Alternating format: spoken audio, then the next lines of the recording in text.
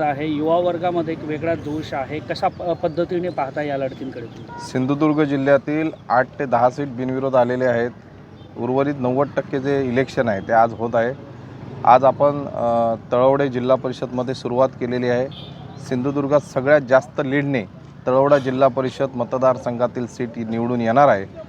गोरगरीब जनता, तरुणांचा आणि मायमाऊलींचा आशीर्वाद या मतदारसंघामध्ये संदीपजी गावडे साहेबांसाठी आहे. या ठिकाणी तरुणांचे प्रश्न जिल्हा परिषदमध्ये तडफदारपणे मांडण्याची ताकद त्यांच्यामध्ये आहे.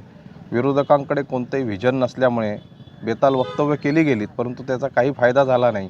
या ठिकाणी सोमवारी 9 तारीखला जेव्हा पहिली आपण मतपेटी ओपन करू, त्यावेळी मतपेटीमधनं भारतीय जनता पार्टी किंवा महायुतीचा एक सैनिक म्हणून संदीपजी गावडे सर्वप्रथम आमचे एक उमेदवार तरुण तडफदार या ठिकाणी जिल्हा परिषदमध्ये विजयी झालेले दिसतील आणि खूप मोठ्या फरकाने त्यांचा हा विजयी दिसेल.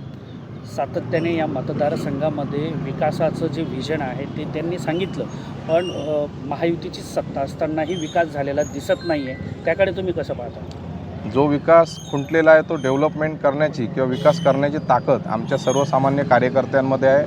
आमचे उमेदवार तरुण तडफदार आहेत. याच्यापूर्वी त्यांनी पंचायत समितीमध्ये आपली खूप चांगलं कार्य करून एक ठोस कार्य करून दाखवलेलं आहे. जिल्हा परिषदमध्ये सुद्धा सन्माननीय सर्वांचे लाडके प्रदेश अध्यक्ष रवींद्रजी चव्हाण साहेब, सन्माननीय राणे साहेब किंवा पालकमंत्री नितेशजी राणे साहेब यांच्या नेतृत्वाखाली संदीपजी गावडे साहेब पूर्ण कोकण म्हणजे तळ कोकणात तळवडा मतदारसंघात पुढील 5 वर्षात डेव्हलपमेंट करून दाखवण्याचं त्यांच्याकडे व्हिजन आहे आणि सर्वसामान्य जनतेला हे समजलेलं आहे. मला असं वाटतंय की विरोधकांचं डिपॉझिट जप्त होण्याची शक्यता आहे. विधानसभेत पराभूत झाल्यानंतरही जनमानसात तुम्ही वावरता आहेत आणि त्याचाच एक परिपाक या आपल्या नुकत्याच झालेल्या नगर परिषद आणि नगरपंचायतींमध्ये दिसून आला.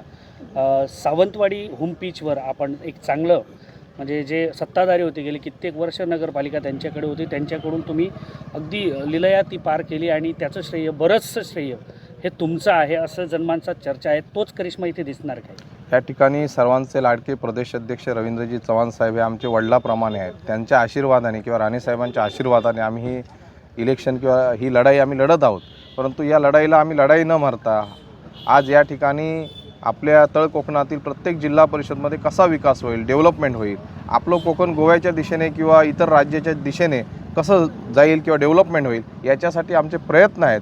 आणि विधानसभा मी लढवल्यानंतर या ठिकाणी जिंकणे हारणे हा विजय महत्त्वाचा नसतो, परंतु त्या ठिकाणी आपल्या कोकणी जनतेला आपण काय देऊ शकतो हे अतिशय महत्त्वाचं असतं. त्यामुळे पराभव जरी झाला तरी त्या ठिकाणी न खचता कोकणी जनतेसाठी आपण मरेपर्यंत लोकांची सेवा करावी हे माझं प्रामाणिक ब्रीदवाक्य आहे. बंडखोर मोठ्या प्रमाणात डोकंवर काढतात, विशेषतः सावंतवाडी विधानसभा मतदार, काय परिणाम असतील याचे?